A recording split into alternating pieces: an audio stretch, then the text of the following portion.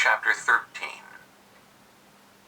Now before the feast of the Passover, when Jesus knew that his hour had come that he should depart from this world to the Father, having loved his own who were in the world, he loved them to the end.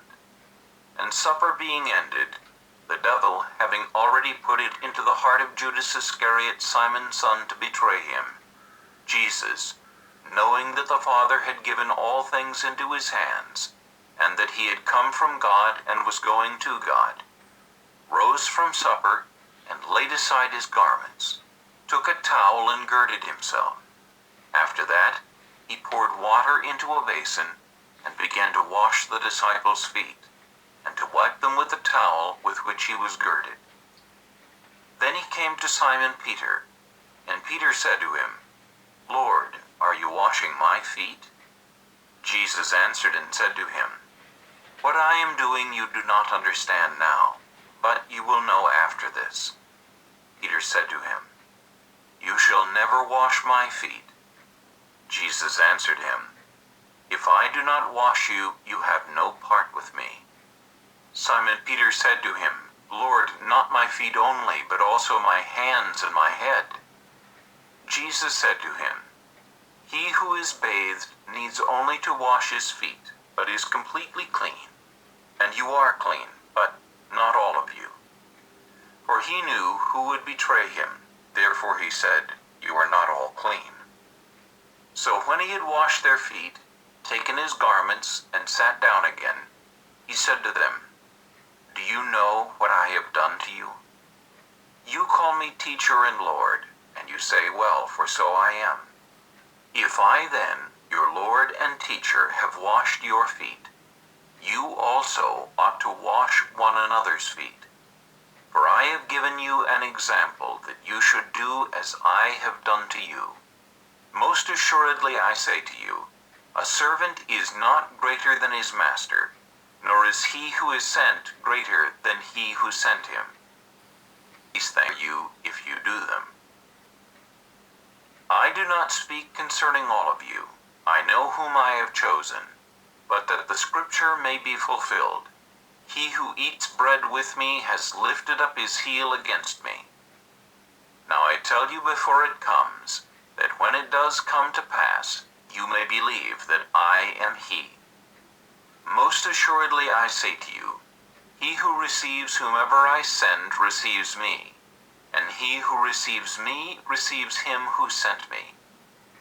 When Jesus had said these things, he was troubled in spirit, and testified and said, "Most assuredly I say to you, one of you will betray me."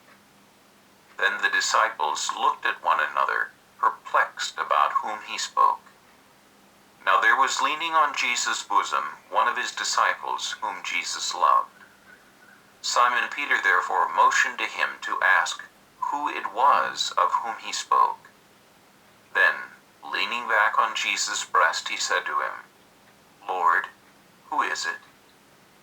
Jesus answered, "It is he to whom I shall give a piece of bread when I have dipped it." And, having dipped the bread, he gave it to Judas Iscariot, the son of Simon. Now after the piece of bread, Satan entered him. Then Jesus said to him, "What you do, do quickly." But no one at the table knew for what reason he said this to him. For some thought, because Judas had the money box, that Jesus had said to him, "Buy those things we need for the feast," or that he should give something to the poor. Having received the piece of bread, he then went out immediately, and it was night. So when he had gone out, Jesus said, "Now the Son of Man is glorified, and God is glorified in him. If God is glorified in him, God will also glorify him in himself, and glorify him immediately. Little children, I shall be with you a little while longer.